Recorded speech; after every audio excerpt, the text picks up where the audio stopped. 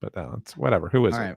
Tell Well, me. no, I'm gonna leave it in there for the live stream to try to figure out. I will give you a clue. It was from a very, very popular show. It wasn't one of the main characters, but it was a very, very popular show. Oh, you're gonna make me look again. All right. I'm gonna make you look again. All right. In the meantime, by the way, we always mention when we have someone tuning in from a unique locale. yeah, Tom Watson Mhm. checking in from Scotland. I thought you were gonna start trying to pull things up. You were the one. Was that supposed to be a Scottish accent, by the way? I don't know how to feel about that. It's not Scottish. It's crap. Yeah, I don't know. That was something. All right. So Tom is checking in from Scotland. I saw a little bit earlier. Louis out there, Pacific time. Eric Nice. did it on YouTube. Is in Finland. Dinner time in Finland. Just to give you an idea, the reach it is real. Superfan Eric, by the way. God bless. Or if you don't believe in God, tree bless. Home from work, 4 a.m. Slept with one eye open, waiting for the latest Snow the Goalie podcast. That's the way to do it. And I thought not King of Queens. Zach Weeks is asking, was the image from King of Queens? It was not. It was not. It was a more popular show than King of Queens. Cheers. Nope. No. Although some would say it's probably as popular, more popular than Cheers. That wasn't Cliff. That wasn't Cliff Clavin. Nope. Oh. Nope. Okay. Walter Sanfilippo White. That is also not correct. Yeah. It's an older show than that. No, that's great. All right. Well, at least it wasn't an old lady. All right. Let's keep going. See if that helps. I probably won't. All right. And today is an episode that we have long lamented. We have to go to the mailbag. What? Newfoundland. Newfoundland. There we go. No, Checking in 11:40. That's right. It's an hour and a half difference in Newfoundland. That's or weird. 2.5 rather. No, an hour and a half. Hour and a half. Difference. It's got that weird half-hour difference in the time frame in the time thing. There it is. Ski 15194. Newman. It's Newman. Yeah. It was a picture of Newman. All right. There we go. I'm glad somebody got it. From Seinfeld. Yeah. Makes me feel warm and fuzzy. There we go. Good. It was a mailbag. I don't want to put a picture of a mailbag, so I figured put a picture of a mailman. What? I'm going to use Ant. Ant's in postal. Ant's going to go postal pretty soon. And it was an old photo. I can't tell you when the last time I wore that weird chin goatee. Yeah. I found it on your Facebook. It's an old photo. What's up, baby cakes? I found it on your Facebook. Facebook lives forever. All right. Let's dive into this now that we've gotten this out of the way. There's probably like somebody who's going to listen back in the podcast feed and go, these guys they're talking about not hockey. I can't believe it. It's horrible. See what happens when Bundy's not there? When Bundy's not there, they don't talk about hockey. I can't believe it. By the way, if you're ever one of the people, I love you all. If you're ever one of the people who's like, I can't believe these guys, I'm watching on YouTube and they're just talking about other stuff. I always put timestamps on YouTube. I put timestamps. You can go into the description. You can click on it and jump to the parts that you want to watch. Or the whole thing. We like the whole thing. But just so you know. The more you know. All right. And mailbag edition. Russ is in rare form today. Russ has a lot of work to do. But Russ is very excited. You know what's in this cup? Not vodka. You know what's in this cup? I'll tell you. I cracked open. Jolt energy drink or Jolt cola? I cracked open a new creamer today. Is this a flavor? I'm supposed to guess what this flavor is. I'm actually ashamed of myself. I have no idea. Oh my god! Is it pumpkin-ish? Yeah, it's pumpkin. It's spice. August. Russ, it's August. It's an oat milk pumpkin spice Chobani. All right, creamer. Look, I just want to say this now.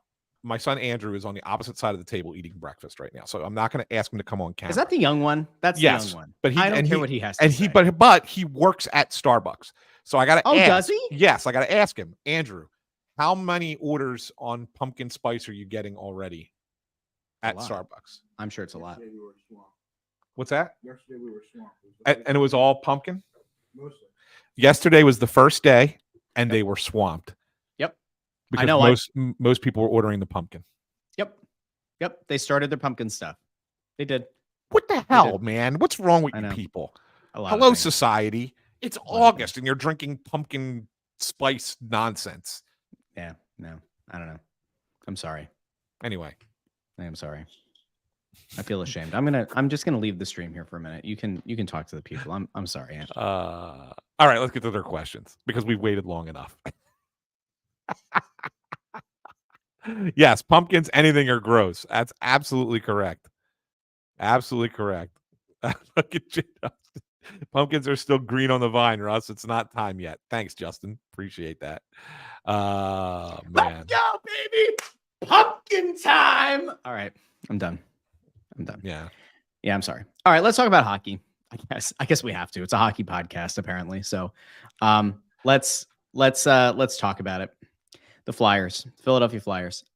There's not a lot going on around the team. I feel like this is one of those weird times, Ant. You know, like if I think it's fun when you go back and you check the way that we used to do this show, like way back when, right? And like I've gotten to experience this more, uploading the old episodes to YouTube and like cutting off the beginning and end with copyrighted music because nay. And I go back and I listen to the tone that you and I had. I go back and I listen to our early respectful discourse that you and I used to have with each other, which was just so boring. But I go back and I think there were times, especially early when you and I started this show 5 years ago, where we would start off and go, I know it's been 3 weeks, but we're back with a new Snow the Goalie. Yeah. And then it was like the next one, it's like, hey, yeah, we did this 2 weeks in a row. And then it's like, it's been 5 weeks, but the Philadelphia Flyers still stink here on Snow the Goalie, the only Flyers. No, it wasn't even the only Flyers podcast at that point. We just called it a Flyers podcast. But this is the first year that we've ever done the show where we have kept up with every week. I think there might've been one time we had a 10-day window, but for the most part, it's been every week throughout the summer. We haven't run out of any topics. Like we've been able to go and have conversations and like keep this thing going, but we are a month out from camp. Last week we did the bounce back candidates, and I think we'll probably do another episode like that, something else related to the team in the next week or so. But we opened it up to the mailbag because there have been a bunch of streams lately that we've done, live streams, that we haven't gotten to a lot of the questions, comments, and concerns. And I feel bad about that. So today we're going to do mailbag stuff. We'll answer any questions. We'll answer the ones that we can. If there are any questions that we can. Are you seeing what I'm seeing? Oh my! You see what I see? Holy smokes! I'd like to thank the Scoogle for keeping me at 3 miles an hour right now, so I could check in on my favorite podcast.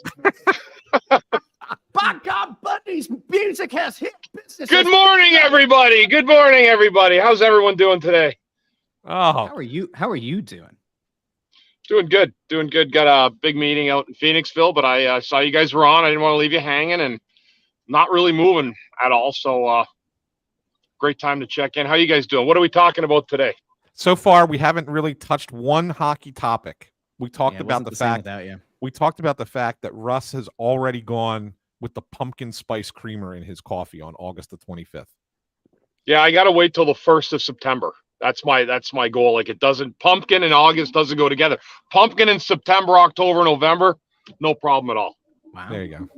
See that? I would even wait. Well, I only did it because I saw it at Wegmans and I was like, oh, you never know. So I got it, and it's the only one we had in the house. So there we are. Here's what I think we need to do. All right. What are you laughing at? This. There you go. Oh no, I put the wrong one. Hold up. That Zach will get back to that. Your question. Here it is. Good plan. Keep Bundy out until the 12-minute mark. No bomb within the first 2 minutes.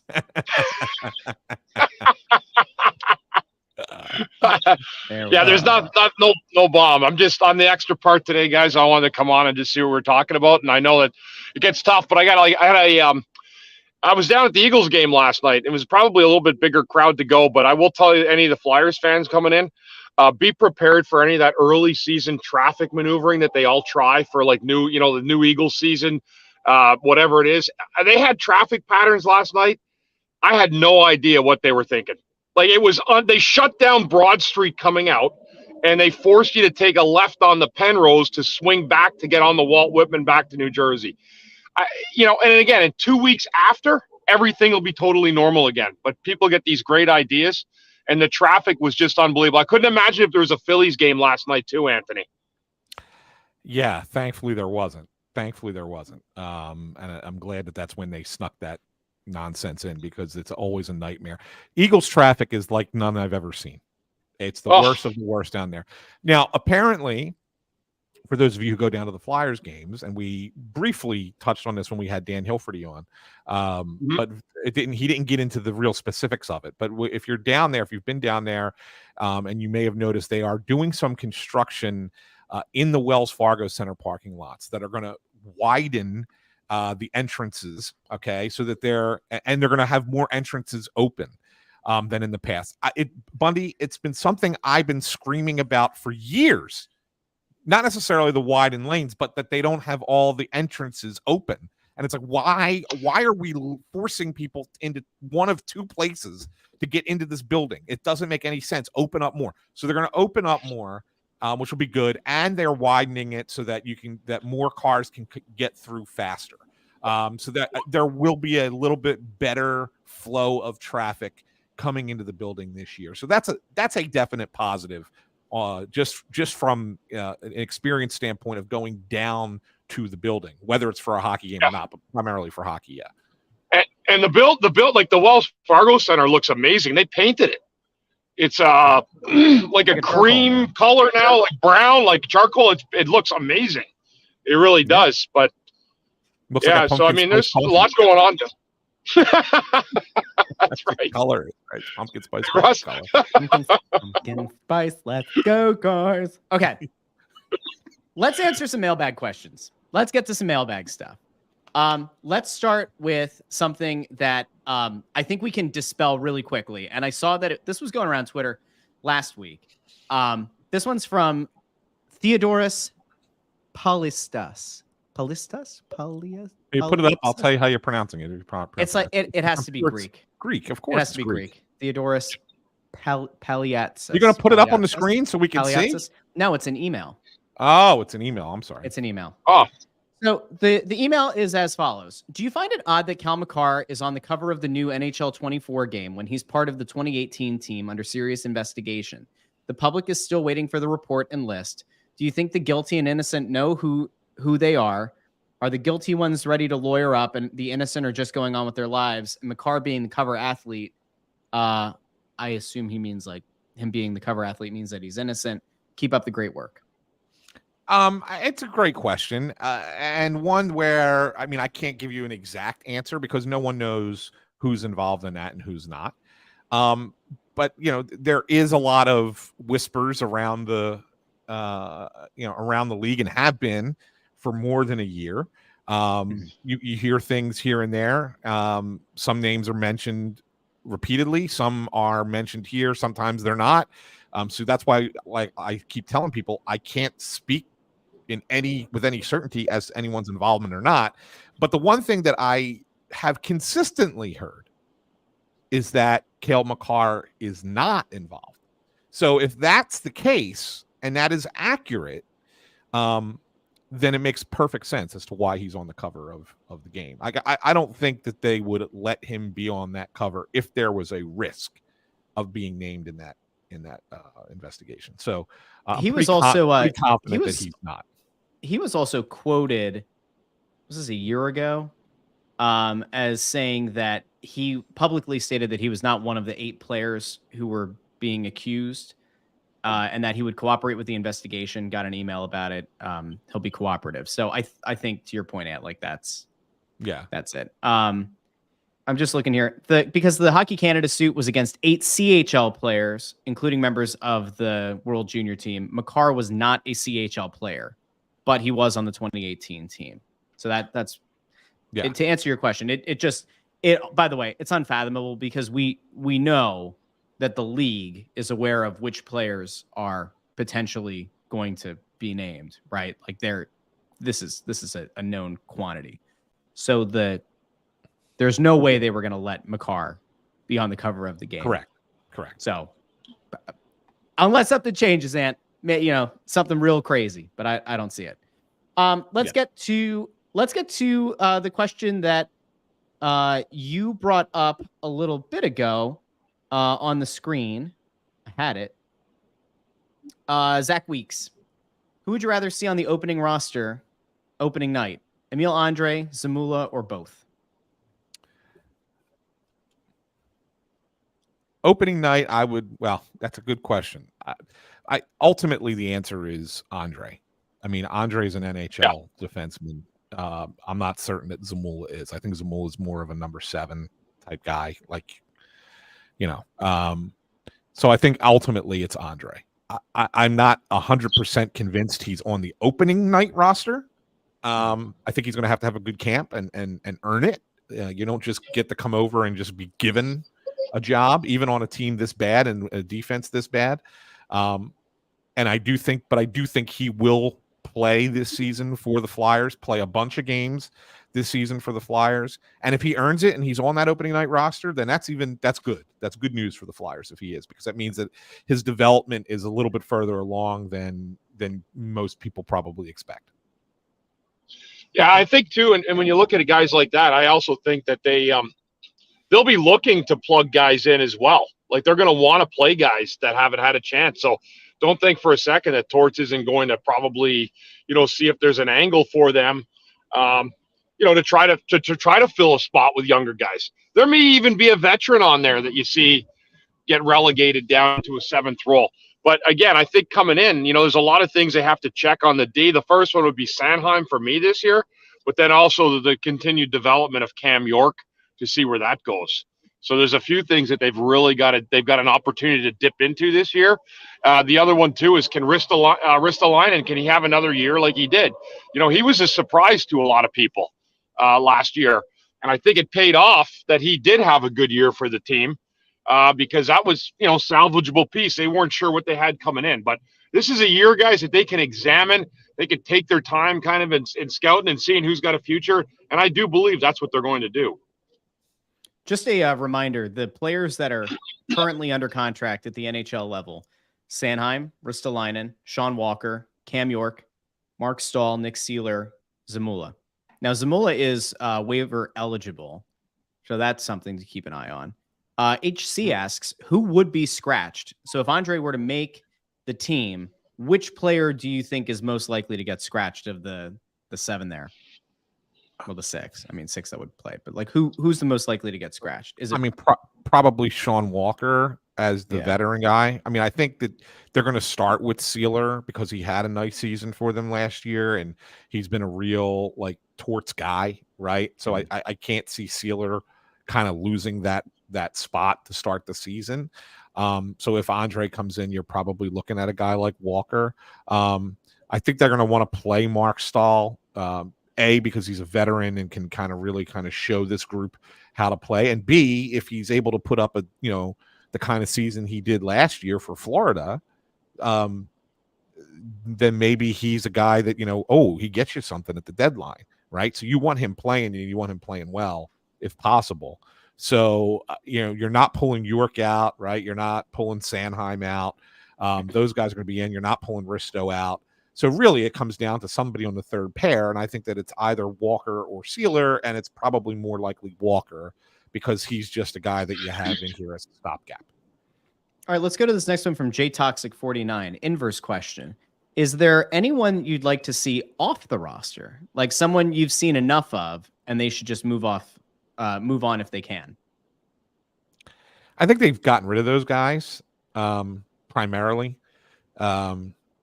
I think there's a couple of guys where, it's put up or shut up time.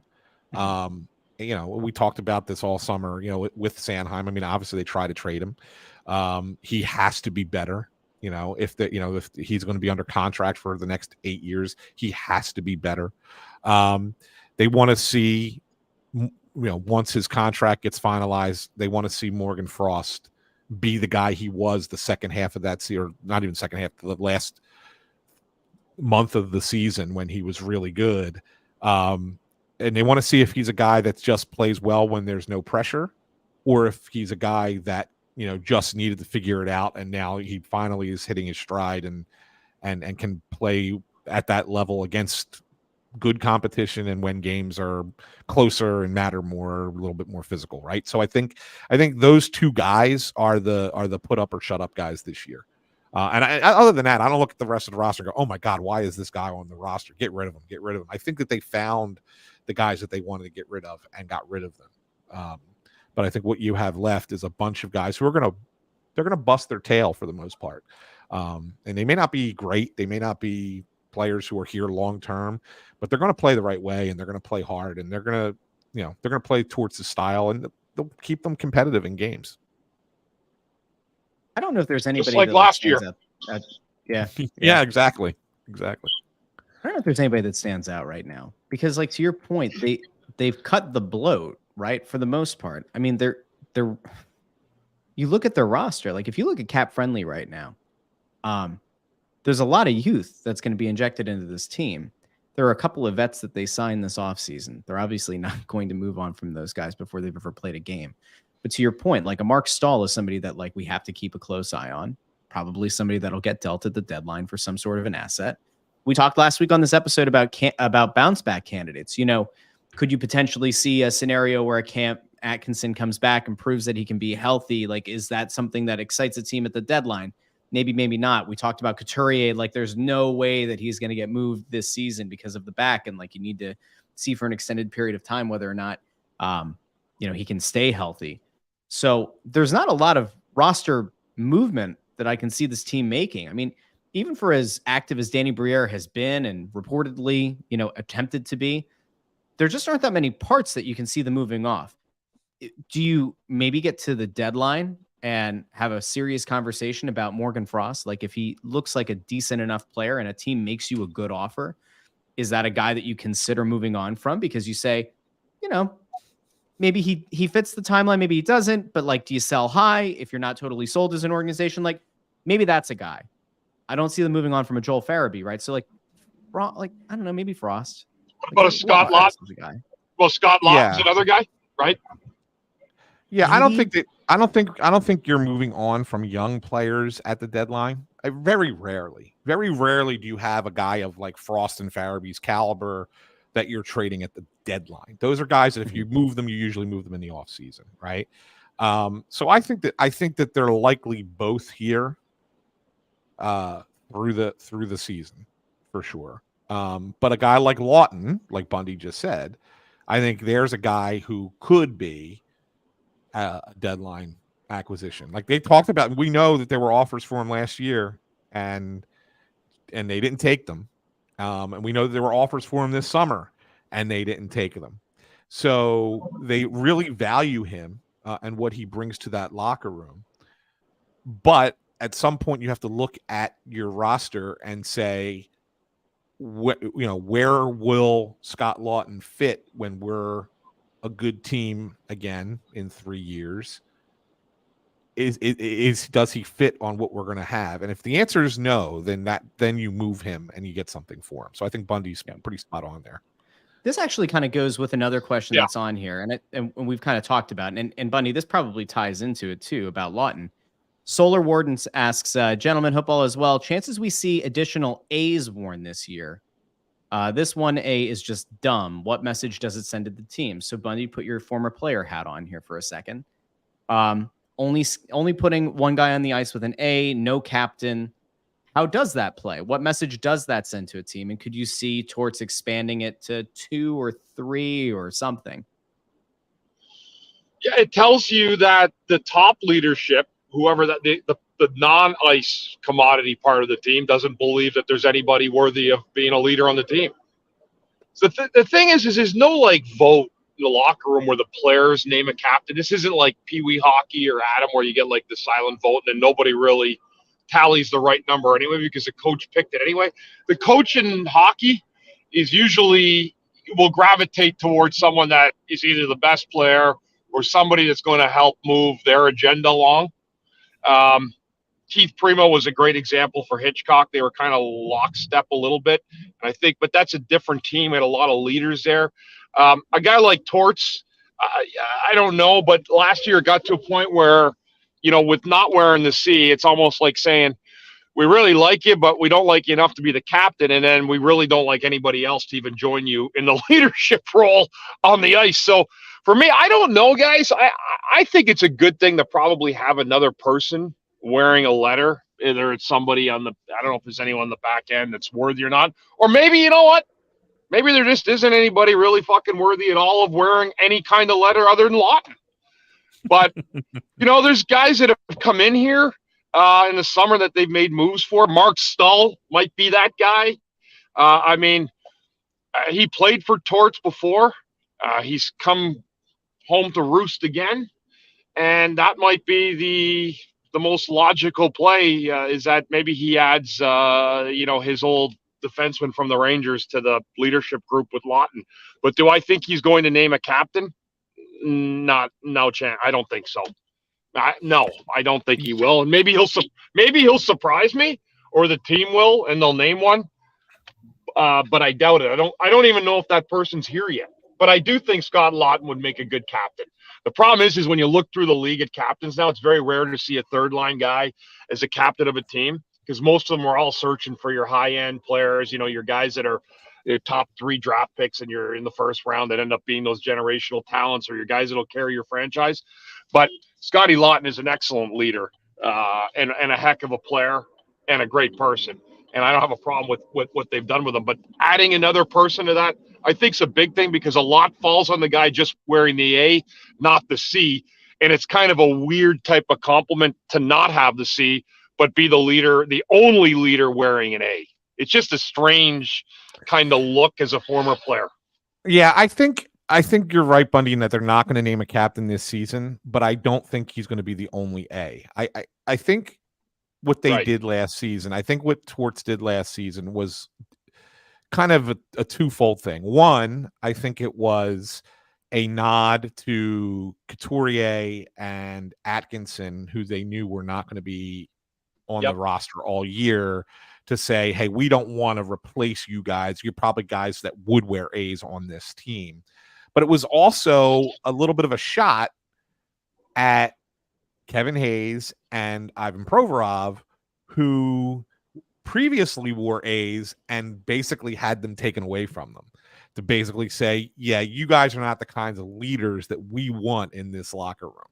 So I think Torts was sending 2 different messages there. And I agree with you that Scott Laughton is captain material. But I think that what Torts is looking at is like, I don't want to just give the captaincy to a guy who may not be here long term. Although he has in the past given the captaincy to a third line player. As a matter of fact, the year he won the Stanley Cup with Tampa Bay, all that talent they had on that team, their captain was Dave Andrechuk, who was a third line player by that point in his career. Right. I mean, he was a great scorer before that, but he was by that point in his career, he was on the third line in Tampa and was their captain. He was. That is true. And it's so funny when you haven't had Coots there for 2 years, you kind of lose him out of your mind.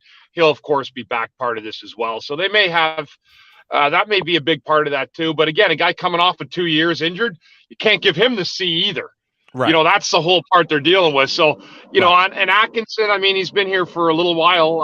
Unless the Torts has total love for him, I don't see that happening. So I agree with you. I don't think there'll be a C this year, but I do think there'll be an expanded assistants or guys wearing the A's, even if it's maybe in kind of a changing mode. Like if there's 4 A's again and 2 guys wear it, maybe they do that again, but we'll have to wait on that and see. Yeah. I think you might see I think it's like, I bet you it's something like Laughton and Coots have the A full time, and then Atkinson may be on the road, and if you're looking, maybe there's the 4th guy, maybe Konechny, or somebody else, wearing it at home or something. Like I think you'll see something along those lines. Susan Lowe here on YouTube says, do you think Torts didn't name a captain because he's dead set on Atkinson? No, I don't think it's that. No. No. I think he believes Atkinson, Susan, is a leader in the locker room, and I think that he would be fine with Atkinson wearing an A. But I feel like he believes that this team does not have a captain on it. He wants somebody to be a captain of this team who's going to be here and lead this team once they're good again. Otherwise, you're not serving that you're not really doing the role justice, if for lack of a better way of describing it. So let me throw this out there. All right. And when Torts listens back to this episode, he can say, what a stupid fucking question. But let me ask this. if the idea of having Scott Laughton around is because you think that he's a great leader or like he can help you instill the culture that you're trying to build toward, and there have been offers for him of like significant value, if you're not going to make him the captain and he's a third line player, what are we doing? Like at some point as an organization, don't you kind of have to decide the guy's leadership is either good enough to be captain or like you move him for an actual asset. Like I'm not totally understanding why a guy that you know is going to be a third line player is going to be somebody that you're going to turn down potential high picks for and like have as part of the leadership crew, but like isn't part of the long term. Like you're saying he wants a guy that's going to be captain when the team's good again. He's not old, right? Laughton's not old. So that would kind of indicate that they don't think he's part of like the 5-year plan. So like, it just, to me, it's like cognitively dissonant. Like I don't totally understand what they're going for. Yeah, no, I hear your question, Russ, and it is a fair question. But at the same time, you have to understand where Torts views this team at the current moment. And at the current moment, it's a team that is really just starting to figure out how to be professional at the NHL level. And so therefore, he wants to have players who will be around this team and show them how to play the right way, how to be a pro. That's what it basically means. It means how to show up, when to show up for practice in the morning, how to conduct yourself at practice, how to conduct yourself in the weight room, in team meetings, when to pay attention, be able to hold each other accountable for things. I think those are the situations that Torts wants to have. And so therefore Laughton, who's not a bad player, you say, labeling him as a third line guy, I mean, he is, but he's also got some flexibility to move around the lineup. He's played top 6 minutes. I'm not trying to be dismissive of Scott Laughton. Okay. No, I get like that. Scott Laughton. I think he's a good player. But like on a good team, he's a third line guy, and that's okay. And you need those guys. 1,000%. But I think that the rationale here is more, they want the right people playing, showing the young kids who are here how to play the right way, no matter how good or bad the team is. And Scott Laughton certainly fits that bill. I got to pull something up here real quick. Rob Wyatt is very upset. I was going to just pull it up. Can you take off your glasses for a second? Can we just stare into those baby blues? Because Rob Wyatt 84. Hey, Ant, the glare from the glasses on the screen on your glasses hides your baby blues. It's hard to look at. Then followed up with, can you tilt your screen? The glare reflects off your glasses and hides your baby blues. It's distracting. Now, I don't know who Rob Wyatt is. I don't know if you know who Rob Wyatt is. I don't. But I find it very interesting, one, that Rob Wyatt knows that he had baby blues. 2, Rob Wyatt really wants to see them baby blues. And 3, you are depriving Rob Wyatt and the fine folks who are checking out the live stream or after the fact, the YouTube stream of Snow the Goalie, the Only Flyers podcast, episode 217, by depriving us of those baby blues. Let me say this, Rob. I read that comment and I was going to pull it up, but Russ pulled it up for us. Okay. I would not have been able to read your comment, to consider it, and to talk about it here on the show had I not if I take the glasses off. Because right now I'm staring at a screen and I cannot see a damn thing.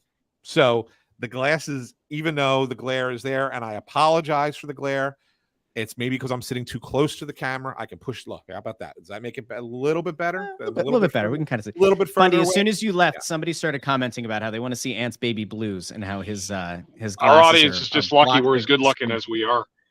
That's what it is, Bundy. It could be worse. It certainly could be worse. That's right. I'm surprised Russ. I'm surprised Russ or anybody else has not made a comment yet about my attire today. I think you look like a stud. I can't see it that well. I'm out in the hills by Phoenixville. I'm coming in and out a little bit. So, no. I understand. I give you a pass, right? But it's simply like a button down shirt, but it's kind of like a little bit of a Hawaiian feel. And the reason I brought it up is 2 reasons. OnlyFans links, please. Yeah, nice. I recorded the Phillies podcast earlier with Bob Wankel, Crossed Up. And he made reference to it. And not only did he make reference to it, but I wore this once to a Phillies game, and Zach Wheeler gave me crap about this shirt. So I thought, I'm going to get beat up on Snow the Goalie today about it. But instead, I got people talking about my eyes. So it's all right. It's good. And it's because you're up here. All right. You're up here. That's where we meet you. Now, if Ant starts unbuttoning the shirt, then it's going to be an only Sans. Huh? Yeah, like nice. And just as a reminder, Russ, there was that one episode where I showed up shirtless. I do remember that, but nobody saw it because there was no video. I was the only one who saw it, and I didn't have an HR team to reach out to. If I had, I wouldn't be doing the show right now. All right, let's go back to the questions, comments, and concerns. JToxic49. What do you want to see from Tippett this year? And after a full season of seeing him, what's his upside? That's a good question. Bundy, you want to take that one? Yeah. So what happened? That's a great question. And what happened now with him is there'll be an expectation to score goals and to continue on that path that he was on.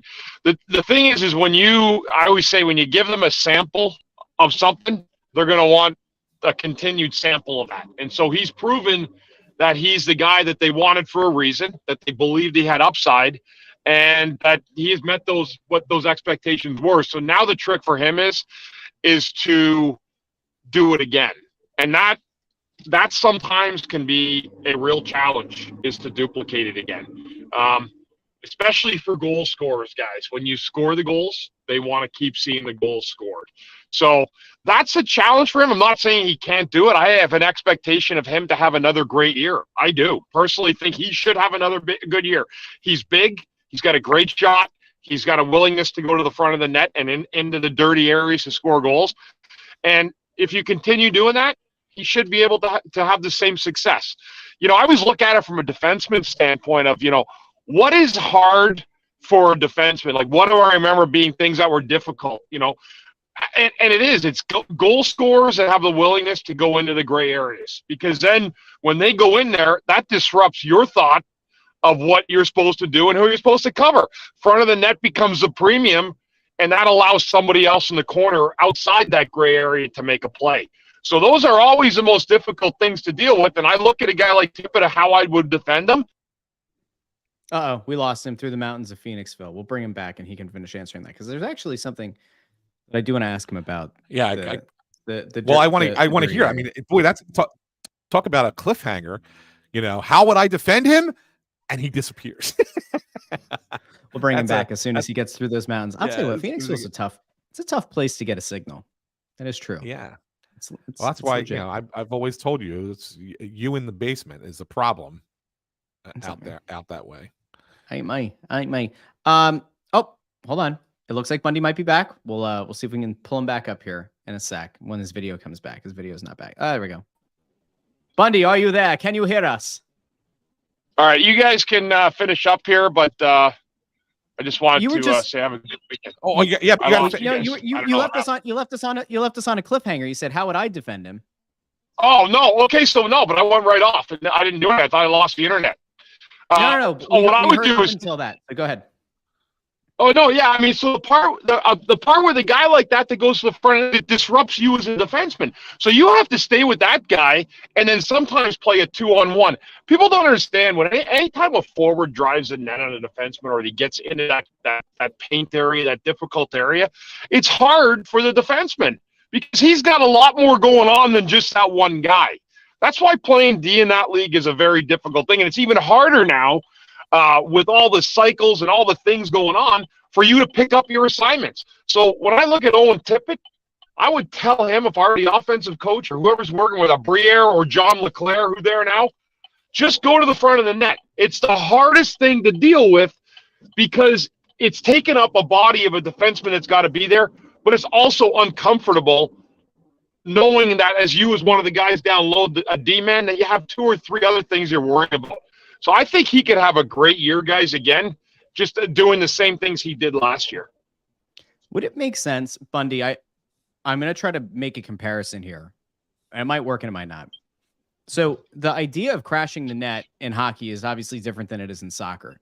But if in soccer, if everybody overloads because all the attention is going to one side of the field, and you have runners coming in on the near side and players are marking up on defense, it allows that open lane on the far post for there to be, if the ball plays through, to bang it in the back of the net.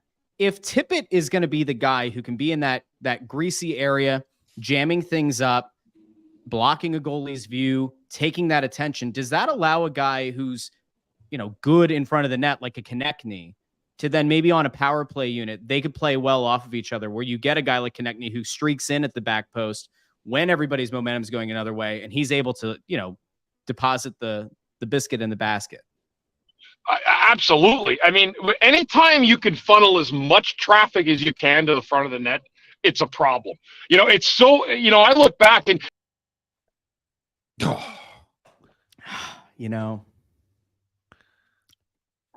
we were so close. So close. All right. Well, I'll take another one. I have one here that I think is kind of an important question, just kind of educate people, just in case they don't know. I know a lot of our fans are smart and know this, but I just want to explain it just in case they don't. So Frank is asking me if there's any significance, in my opinion, to signing Oliver Bonk to his entry-level contract, what appears to be early on, obviously being an 18-year-old player. Okay. So Oliver Bonk's contract, he did sign his ELC, but he is a slide rule candidate. What does that mean? If you are 18 or 19, okay, and you sign an entry-level contract, but you don't play in at least 10 games in the first season of that contract, then every part of that contract, as far as the term and the AAV, they get extended 1 year. So basically, if he doesn't play 10 games in the NHL in 23-24, the first season of his ELC slides to 24-25. Now, if he, I don't know what his birthday is, but you can have a second slide, like you could slide a second time. If you also don't play in at least the first 10 games of your second season again. However, if your birthday lands, I believe it's sometime in September and the end of December, and you turn 20, then the automatic extension doesn't count, and that would be in that second year for him, right? But so he would have to play 10 games this year for that contract to count this year. Otherwise, it gets bumped a year. So it's cool to sign him to the ELC, right? Because then you can kind of have control over him, and you can have your people work with him and everything else. But if he doesn't play in the NHL, then it's not like you're losing a year of his time by signing him so soon. You're allowed to do that with 18 and 19-year-olds. It's usually done with guys who they feel like have an opportunity to play in the NHL sometime within their first two seasons. But sometimes it's for guys that, hey, they're going to have them develop for 2 years before they play. So either way, I think it's a good thing for the Flyers to really have their development people working with Oliver Bonk, and not have to really worry about losing years unless he's NHL ready. We have a few questions here that I think all kind of go together, so we're gonna combine them. Okay. And Bundy's back. And Bundy, I don't know if you want to stay, if you want to sign off, if you want to get I only got mid I'll do this question. Okay. So I only got 2 minutes. I got an appointment. Thanks, guys. This all has to do with the rebuild. So we have, I want to say Dose. I'm going to say Dose Sleevings. I hope. Will management really exercise patience in the rebuild, or cave to a loud fan base in saying 3 years from now, even if they're not truly ready? That's the first part. Zach Weeks says, we know that Danny B, Jonesy, and Torts want to bring Flyers identity back. Can that be cultivated, or is it more about the guys in the room? And then Eric comments, I think the fan base is settled in for what this is. I just hope they don't put pressure on the team to push forward quickly like what happened a few years back. So if we combine all those things, we distill those things into one general idea here. It's, will the team, in the effort of building the culture and saying it's a rebuild, will they actually commit to doing the rebuild the right way? Or is there a fear that at some point they could look to hit the gas pedal before the car is in first gear? I think that they have a plan on how to do this, and that they're going to execute that plan and follow that plan. Let's keep in mind that right now your two biggest names in this organization are not playing for the team this season, right? And that's Matvei Mishkov and Cutter Gauthier. So you're at least a year away from Gauthier being here. at least a year also on Mishkov, but probably 2, maybe even 3, depending on how that all plays out, right? So you're not even going to be at the place you need to be until both of those guys are here and playing. So fans have to be on board with this being at least 3 seasons, right? Let's put it this way: at least 2 that are not going to be good at all, and then the third one, you cross your fingers. Hey, maybe they could be a little bit more competitive and maybe have a shot to get in. But ultimately, you're probably looking at year 4 when you're like, okay, now's the time. So I think ultimately that's what it's got to be. And if fans start pushing sooner, I don't think that they're going to cave to that pressure by any stretch of the imagination. But fans would be in the wrong to push sooner, in all honesty, because this team does not have. Not only do they not have that top end talent playing up front yet, even though we know that there are a couple guys coming, but you really don't have a lot of top end talent on the back end either, right? I mean, we've had this discussion, like, they need Sanheim to be better. They want Cam York to keep developing into a really good player, and he can. But we have all stated many times, and we will continue to state that neither of them are really a top pair guy right now. Can York maybe get to a 2? Maybe, but probably both of them are second pair material. So you are not going to be at that competitive level until you have your top pair.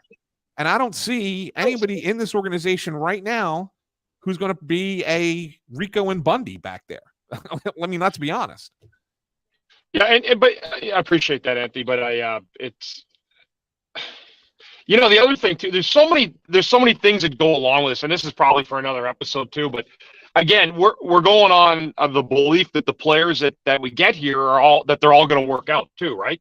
Yeah, like that's part of it too. You got to go back into look at Hextall's regime, and then flowing into Fletcher's. Get told a lot of stuff, but the guys that you hit on or the guys that you get have to be as good as you're going to sell them, because you can't go back to selling 5 more years of bullshit at the behest of everybody else. And that's the part that I always say: get it right, do it right. You're not going to hit on every single pick you get or every single person you have that you're going to try to draft. The other issue they have to get to, guys, they have to turn the corner with this so you can get free agents in here.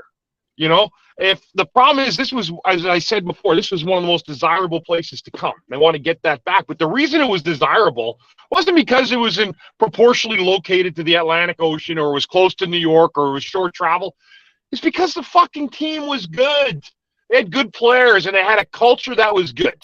And there's a lot of players in my time going back where they sprinkled in over time. Some guys came in here for 5, 7, 8 years. Some guys played 30 games. But it was all part of the same foundation. And that's what they're trying to get back to. They have to make sure that the team's good through getting a lot of the younger guys good, so that they can get meaningful free agents when the time comes. Because that's how you end up flipping the script. You get your draft picks, or they become your core of your team, the guys that carry you. Colorado's a great example. And then you sprinkle in those dynamite free agents around your younger youth core. And are they there yet? Not even close. But that, to me, would be what I would do, is to build this up through the draft, which they're doing, and then be able to acquire and generate a good manual or blueprint to show off to prospective free agents down the road. It's difficult to get guys. Like Mark Stahl came here, guys. You're like, how did he get Mark Stahl? There's limited jobs. There's not a lot of jobs. So you had a guy in Florida that basically tells you he's well over 30. He's coming to the end of the road. Nobody else wanted him. That's the hard reality of where they're at right now, because he ended up here. If you're coming off of Florida going to the finals, if he really dictated his own way, he'd be in Colorado or another team that's looking to either repeat or go deep again in the playoffs. But he's not. It shows you a little bit of the changing signs and the times of the game in the NHL and where it's at. But it also shows you what happens when a franchise declines and there's nothing done about it. And until the full cleanup on aisle 3 there's no other option but that. And so that's where Danny's at right now. He's in a cleanup mode, and make no mistake about it. He's got to get this ship fixed. He's got to get the wood rebuilt, get all the people back on board trying to do the right thing. And I do believe Danny's done a good job getting off the schneid and figuring out things in the summer, trying to make meaningful moves. But for the most part, guys, the process. This is a process. I don't want to call it like what the Sixers did, but this is certainly something that requires some time, a little bit of massaging. And I do urge the fans to have a little bit of patience in here.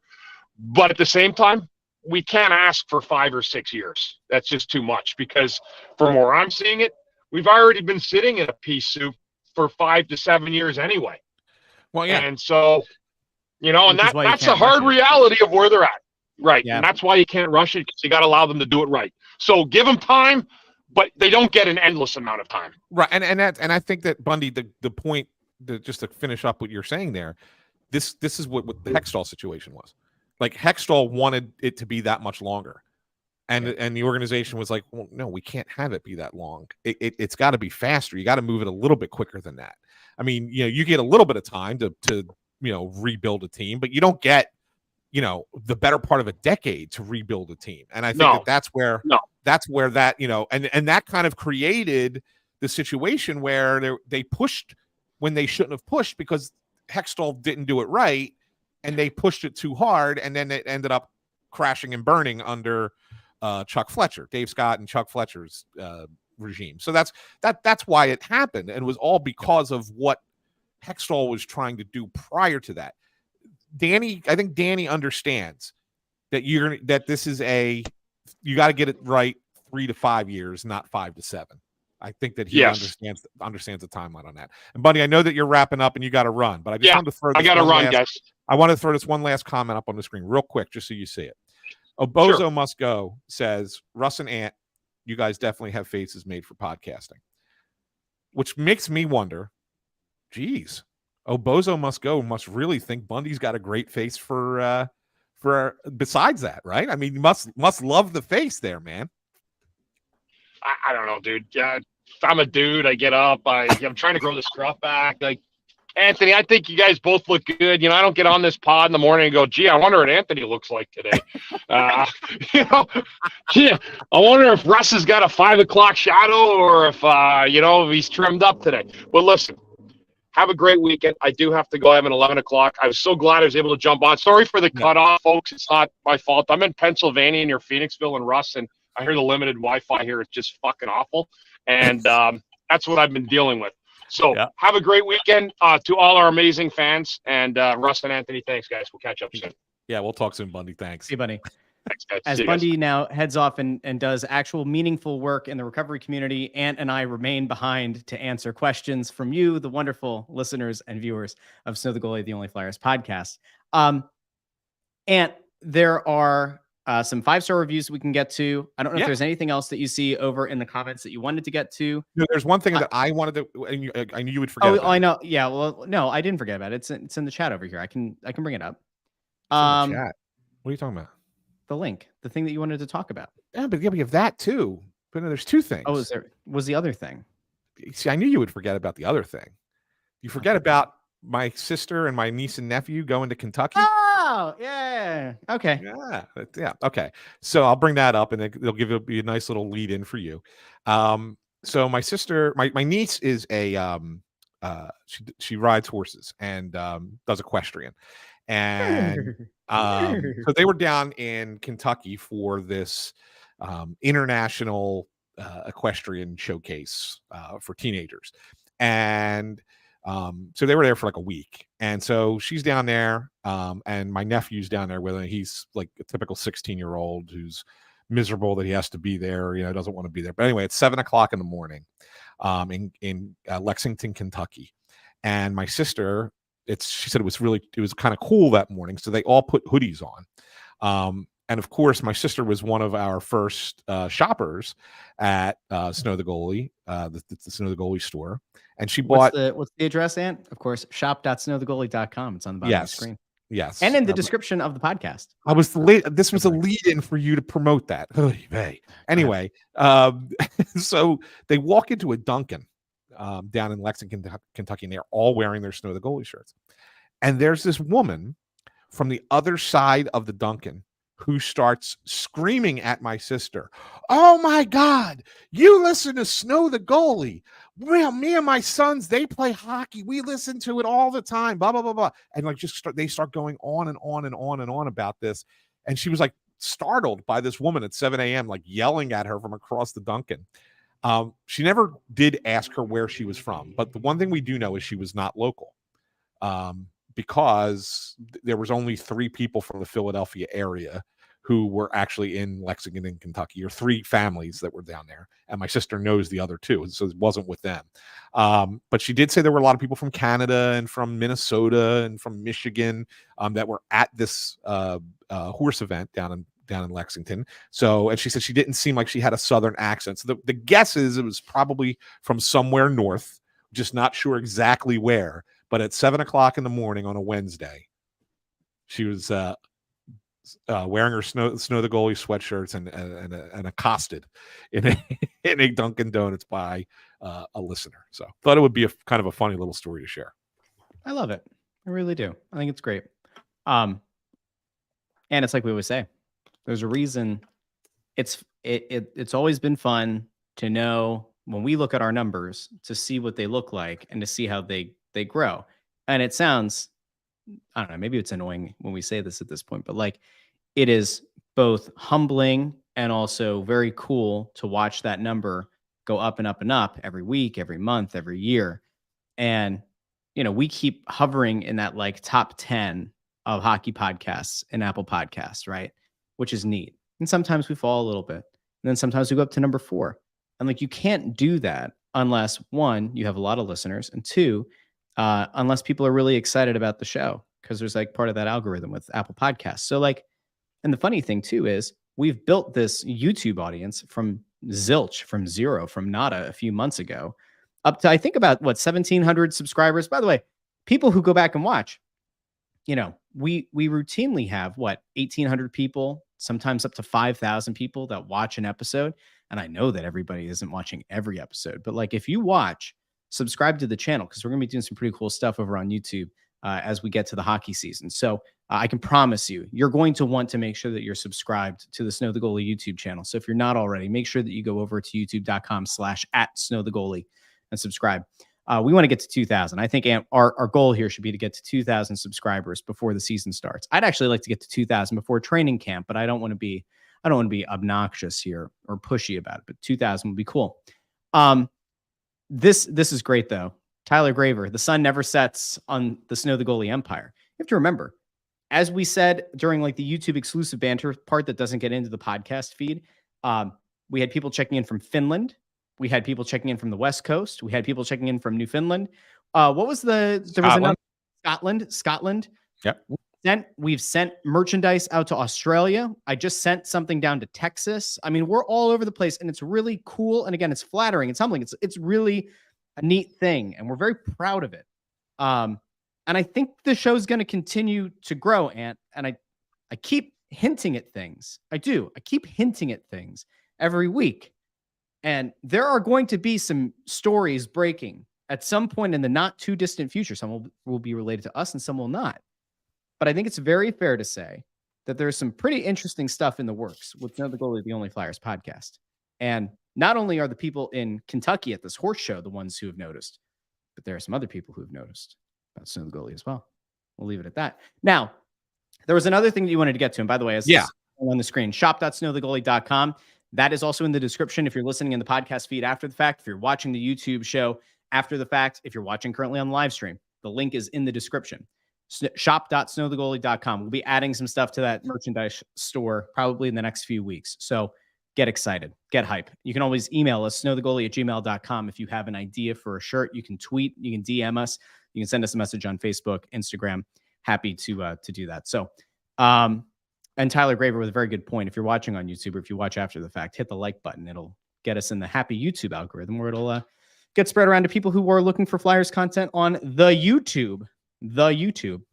Jay Toxic is right. We do need a long sleeve Snow the Goalie t-shirt. We'll work on that. Add that to the portfolio. And there's something that you wanted to get to before we head out, and it's something that you're working on. I believe tomorrow. It's right. It's on Saturday. It's tomorrow. Yeah, it's tomorrow. Yeah. So go ahead. So as you got a lot of people know, if you don't know, I'll mention it real quick. One of the things I do outside of sports is I'm involved in a local theater, a PCS theater, the Players Club of Swarthmore. And we're having a big fundraiser tomorrow night. And the only reason I mention it, I'm not trying to get people to come out to the theater, although there is a really cool prize, a couple really cool prizes that you have to be in attendance to bid on. But we have a fundraiser, and if you go into the link that's up on the screen, and for those of you who are just listening on the podcast, it's givebutter.com/C/PCS kickoff. And then you can slide over to the auction button there. But there are some great sports items in there, some really good Flyers ones. Now, the one that you can find that you can bid on without being in attendance, which is the silent auction, and you can do it in the link. We do have an autographed Travis Konechny Flyers jersey with a certificate of authenticity that was provided by the Flyers. So that is in there. So give it a shot to bid on that. That is going to be open until 9:30 tomorrow night. If you would like to bid on the autographed TK jersey. There is a great Flyers item that is part of the live auction. Now, live auction, you have to be in attendance or have a proxy in attendance. So if you can't make it, have somebody, if you know somebody who can, and they want to come over just to bid on this item, it's really, really good. And I'm going to give you a little teaser that there's going to be something added to this item that's not officially in there yet. I'm going to add it in person. So what this is, it's two tickets to a mutually agreed upon game between the winner of the prize and the Philadelphia Flyers. You're also going to get an autographed Owen Tippett mini stick, which is pretty cool.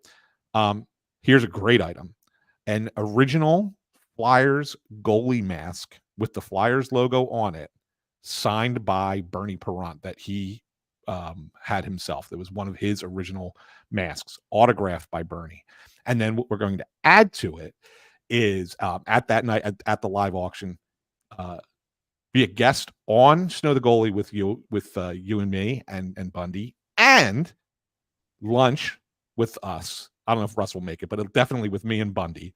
If Russ is available, Russ will join us as well. But lunch with me and Bundy as part of that. That's one heck of a package. That's going to be there. But again, that's the live auction. In order to do that, you have to buy a ticket. It's $40 and be there to do that. There's other great stuff. If you're more than just a Flyers fan, there's a football autograph by the Philadelphia Eagles from 1992. The entire 92 team has got Randall's autograph on it. Reggie White, Seth Joyner, like all those guys autographed that ball. There's a Bryce Harper autographed baseball that's going to be auctioned off, and that's kind of, the Phillies were generous enough to give that to me.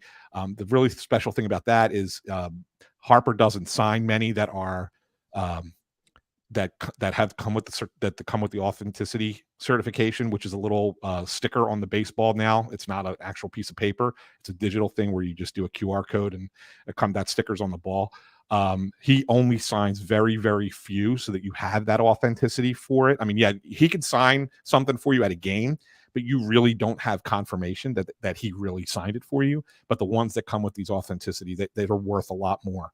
So there's something like that. There's lunch with former Philadelphia college basketball coaches Phil Martelli and Fran Dunphy. And Glenn Macnow is part of that as well. And that'll be at Conshohocken Brewing Company.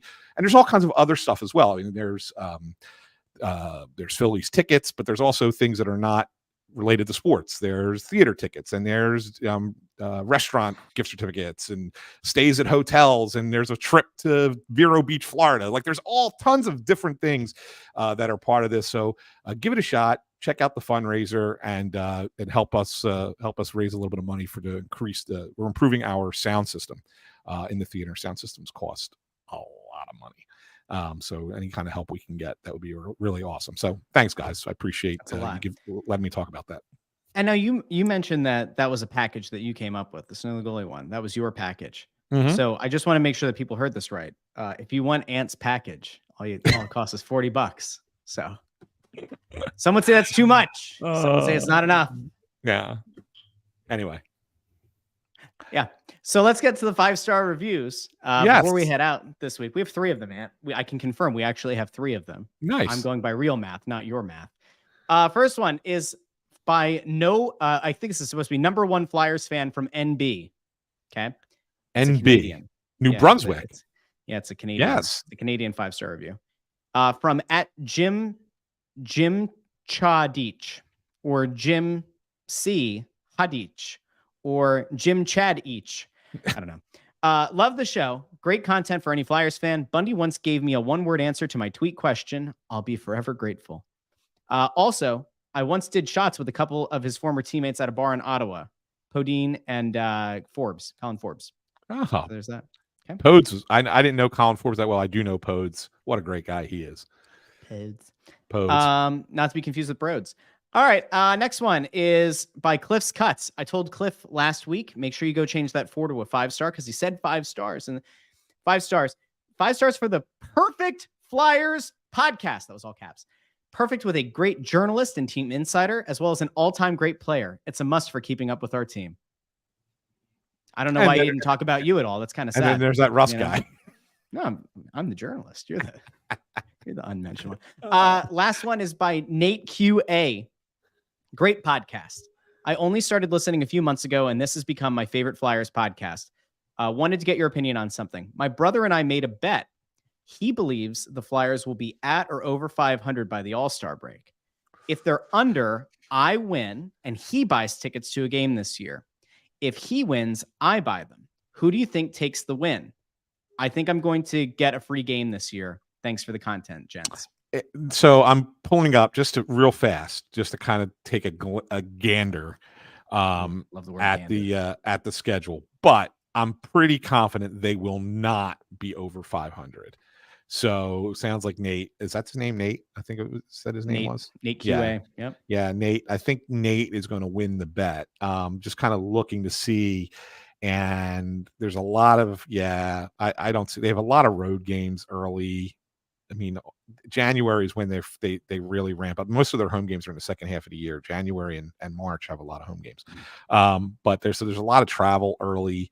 I would say that they're going to be under 500 at the All-Star break. Now, here's the big question. Are you considering 500 points percentage or win percentage? Ooh. Right? There's a big difference there. Because there's points percentage. Yeah. Those are technically losses, right? They're losing games in overtime and in shootouts, but they're still getting a point. So you're saying, well, do they have 50% of their points at that point? Or is it a win percentage 500, in which case you're lock, stock, and barrel, you're going to win that one. So, yeah. I think Nate's going to be in fine shape. Yeah. Yeah. I just wanted to check just to make sure that we're playing a bunch of bad teams. No, but I appreciate that though. You know what? We're fair and balanced here. Yeah. This is news that you can trust. We report, you decide. And your thoughts on the Republican debate this week? It's time to go. I think we've run out of time. We've run out of time today. A big thank you to everybody who tuned in to the live stream. As you may have noticed, we've consolidated down from having to go on Twitter and Facebook and YouTube. This week, we only did Facebook and YouTube. I think at some point we might even take it all the way down to YouTube. We want people to subscribe to the YouTube channel because, as I mentioned before, we have some cool stuff in the pipeline that we're going to be doing with YouTube and additional content that we're going to be doing with YouTube this hockey season that we haven't done in the past. And who knows? Ant, you and I have talked about it. I'll pull back the curtain a little bit. We've talked about perhaps bringing back some version of the Press Row show this year. We used to have hundreds of people who would tune into it pregame and during intermission and everything. Who's to say? Maybe we bring it back. Maybe we put it up on the YouTube. Maybe it looks better. Maybe it sounds better. Maybe it's the same. Maybe it's a couple of jamokes sitting in press row with Wayne Fish walking by in the background. Dan Gelston's big head, coming on screen every once in a while. Who knows? Who's to say? But I will tell you that you want to make sure you go over and subscribe to the YouTube channel. Again, youtube.com/@SnowTheGoalie, a little @@SnowTheGoalie. You can also just look at it now. If you're on YouTube and you just type in Snow the Goalie, you're going to get our channel now. It's now outranking the old episodes on Crossing Broad. So you can just go and subscribe to the channel there. Make sure you ring the bell, ring that cute little bell so that you know whenever we go live with a new episode and whenever a new episode drops in the channel. You can also tweak the notification settings. If you want it to only do for the live ones or only do videos or whatever, you can check that out. Okay.